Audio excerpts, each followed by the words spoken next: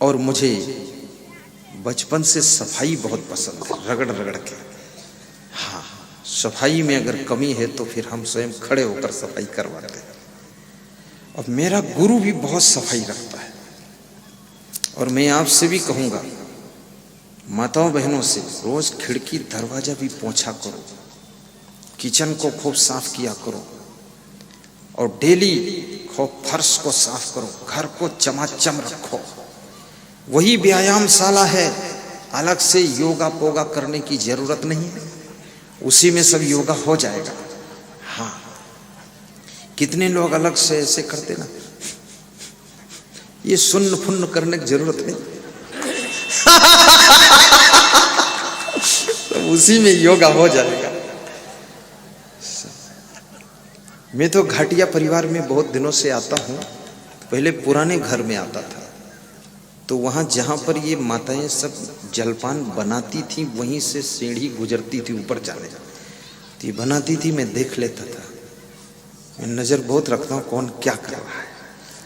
अब जो ऊपर से हम जलपान करके उतरते थे तो ये सब बर्तन धोती मिलती थी, बर्तन सफाई चल रही, तो मैं देखता था जैसे मधुमक्खियाँ जुड़कर काम करती हैं, चींटियाँ जैसे झिल मिलकर काम करती हैं। ये घाटिया परिवार की माताएं बहनें, ये लंबा परिवार है, 8, 10, 12 माताएं बहनें जुटती थी, सब 5 मिनट में बर्तन साफ, सब फ्रेश, और 18 आइटम नाश्ता के बनाकर खिलाती थी। 18 आइटम, तिल की पापड़ी, गुड़ वाली अलग, शक्कर वाली अलग, पतली अलग, मोटी अलग, और उसमें मूंगफली दाना वाली अलग, ऐसे टाइप अलग सा। और फिर खम्मन जानते हो, खम्मन, और 2-3 प्रकार की चटनी, और फिर आलू बंडा, ये तमाम आइटम। अभी भी रोज नाश्ता मेरे पास, आज बहुत नाश्ता आया, तो मैं तो पहले थोड़ा आया तो उसको खाया 5-6 आइटम, फिर 3 आइटम फिर आए, तो हमने कहा अब क्या है, बोले अब कुछ नया है, तो हमने कहा ठीक है, इनके यहाँ आ जाओ तो भोजन खाने की जरूरत ही नहीं है, नाश्ता से ही काम हो जाएगा। हाँ। और जिसके घर में सुमत से, समता से, एकता से कार्य होता है और साफ सफाई रहती है, उसके घर में लक्ष्मी डेरा डालकर परमानेंट रहती है, परमानेंट रहती है। जहाँ सुमति तहाँ संपत्ति नाना, जहाँ कुमति तहाँ विपत्ति निधान। जहाँ सुमति तहाँ संपत्ति नाना, जहाँ कुमति तहाँ विपत्ति निधान। सुमत और संपत्ति का जोड़ा है, कुमत और विपत्ति का जोड़ा है। और सुमत कैसे बनती है? सुमत बनाने से बनती है। सहनशीलता जहां है, जहां एक दूसरे के दुख अपने बन जाते हैं, वहां पर सुमति आती है। और जिसके घर में सुमत है, उसके घर में कभी भी दरिद्र नहीं आता है। इसलिए देवरानी जेठानी भी सुमत बनाकर रहो। ये टिल मत किया करो, स्पीच मत दिया करो। हिंदी पढ़ी नहीं, इंग्लिश बोलती रहती है ऐसा कभी मत बोलना, गम खा लो। चिड़ियों के झुंड एक साथ रह लेते हैं, कभी वह प्रवचन नहीं सुनती है। मधुमक्खियां झुंड की झुंड एक साथ छत्ते पर सो जाती हैं, कभी भागवत नहीं सुनती। और याद रखना, चींटियां एक साथ में विश्राम करती हैं, जुटकर एक साथ काम करती हैं, कभी राम कथा नहीं सुनती हैं। हम तुम तो राम कथा भी सुनते हैं, भागवत कथा सुनते हैं, सुखद प्रवचन भी सुनते हैं, और फिर भी एक साथ जुड़ करके ना रह सके तो मधुमक्खी और चींटी और चिड़ियों से भी गए गुजरे कहे जाएंगे। फिर एकता की शक्ति को भी पहचानो।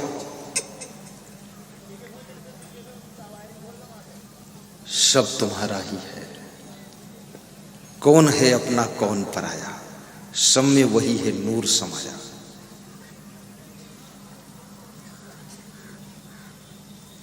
ज्यादातर लोगों में स्वभाव के झगड़े होते हैं, स्वभाव को बदलो। अभी एक सज्जन के यहाँ पधरौनी गया था, बूंदी जिले में, तो बता रहे थे हमारी पत्नी हमारे छोटे भाई की पत्नी दोनों ऐसा लड़ जाती है, छुड़ाना मुश्किल। तो हमने कहा उस जन्म की ये नेवला और सांप है क्या? अरे बोले इसी जन्म में ये सांप नेवला बन गई है। बोले इनको समझा दो सब ठीक हो जाएगा। तो मैंने 10 मिनट उनको समझाया, पूरी फैमिली का क्लास लिया। मैं फैमिली के क्लास भी ले लेता हूँ, जिसके यहाँ ज्यादा गड़बड़ हो तो क्लास लेता हूँ। अलग से कमरे में पूरी फैमिली को बिठाता हूँ और एक एक को डायरेक्ट समझाता हूँ कि तुम सहनशीलता बढ़ाना, जवाब मत देना, इनको कम खा लेना, 10 साल और एक साथ रहना है, फिर अलग होना, अभी नहीं। समझा दिया तो दोनों महिलाएं देवरानी जेठानी कह रही थी अब दोबारा कभी वाद विवाद नहीं होगा, हम पूरा गम खा लेंगे। हमने कहा गम खा लोगी तो महारानी बन जाओगी, करोड़ों में खेलोगी, अन्यथा सब खेल बिगड़ जाएगा। गम खाना चाहिए। एकता से राष्ट्र का निर्माण होता है, प्रेम से ही देश का कल्याण होता है। स्नेह का दीप जलाओ आज घर घर में, प्रेम ही आजादी का पैगाम होता है, प्रेम ही आजादी का पैगाम होता है।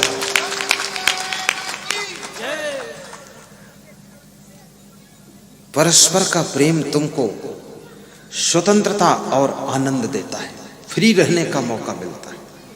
अभी जैसे मैं यहां बैठा हूं, हमारा आश्रम नेपाल बॉर्डर में अच्छी तरह संचालित हो रहा है।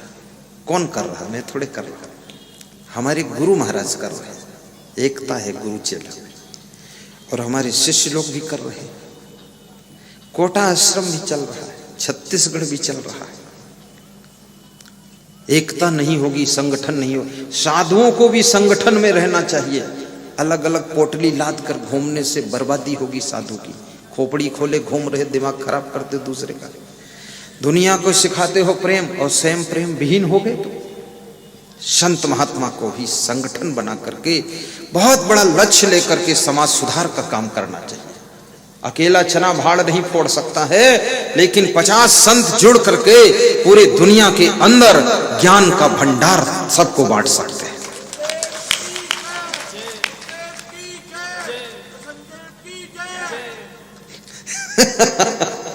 ये हमारे इनकी कहानी सुनोगे, बड़े मजेदार। इनका नाम कर्नैल सिंह था। ये सरदार हैं, सिख हैं, सिख परिवार से। इधर आओ, ऊपर आ जाओ। जब ये प्रथम बार मुझको मिले 3 साल पहले, 4 साल पहले, तो ये रोने लगे, बहुत दुखी थे। कुर्ता पाजामा पहने थे। तो हमने इनको समझाया रो मत। बोले कंठी पहनाओ आप, माला पहनाए, मंत्र दिया। फिर दूसरी बार मिले तो बहुत हंसते हुए मिले। अब ये हंसते खूब हैं, इनको हंसी बहुत आती है। फिर इन्होंने अपने घर पर रहते रहते एक मोटरसाइकिल खरीदा। ये संपन्न है, फार्म हाउस है इनके पास, और उसमें हारन बांधा और पेन ड्राइव लगाया गुरु के प्रवचन के, भजन के, और 20 गांव में रोज जा करके सबको भजन प्रवचन मोटरसाइकिल से सुनाने लगे। आश्रम से 20 किलोमीटर पर इनका गांव है, घर है। फिर इनके में घर गया पधरौनी, तो एक कमरा इन्होंने बनाया, उसमें सब दीवालों पर फोटो गुरु का ही लगा दिया।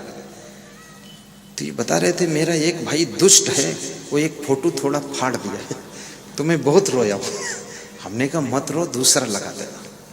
बोले मेरी माँ बहुत खुश है कि आपके चरणों में हूँ। तो मैंने इस साल इनसे कहा कि क्या मेरे साथ चलोगे? बोले हम तो चाहते ही हैं, आप ले चलो हमको। तो प्रचार का कार्य ये करते हैं और ये बहुत खुश रहते हैं। ये सिख परिवार होता ना, सरदार, उस परिवार से हैं और ये अब आपके ही परिवार से हैं, आप में समा गए हैं। कर्नैल सिंह नाम था, अभी नाम मैंने नहीं बदला, काम पूरा बदल रहा है इनका। बहुत सीधे हैं, अभी भी हंसना चाहते हैं, थोड़ा संकोच कर आनंद में। हम बूढ़े लोगों को भी रख लेते हैं, बच्चों को भी रख लेते हैं, छोटे छोटे। आप देखो ना, इसमें छोटे छोटे भी हैं, बड़े बड़े भी हैं, बूढ़े भी हैं। बस हम एक व्यक्ति को नहीं रखते हैं। किसको नहीं रखते हैं? एक व्यक्ति को, नाम नहीं बताऊंगा। मतलब जिसमें साधु का लक्षण नहीं, उसको नहीं रखते हैं। साधु का गुण होना चाहिए, यानी साधना, साधना होना चाहिए, वैराग्य।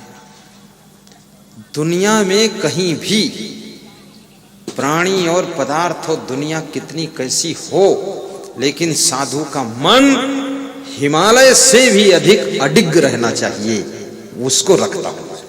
हाँ, डगमगाने वाला रखता। अभी भी हमारे साथ में करीब करीब 45-50 लोग साथ में, साधु कर्मचारी मिला के। हमारा कोई कर्मचारी गांव में भी घूमेगा नहीं इधर उधर, नहीं, यहां तक डिसिप्लिन रहता है। हमारा जो संत उनको कमांड करता है, कंट्रोल, कोई इधर उधर घूमना नहीं है। और ये भी याद रखना, ये जीवन परमार्थ के लिए है, तो संतों में भी संगठन रहना चाहिए।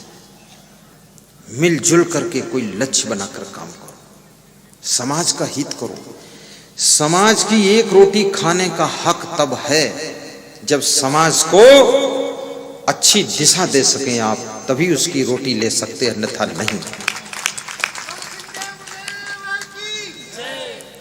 परिवार में शांति दीजिए, लोगों के बिजनेस के विकास के फार्मूले बताइए, देश की भक्ति सिखाइए, तब संत को रोटी खाने का अधिकार होता है।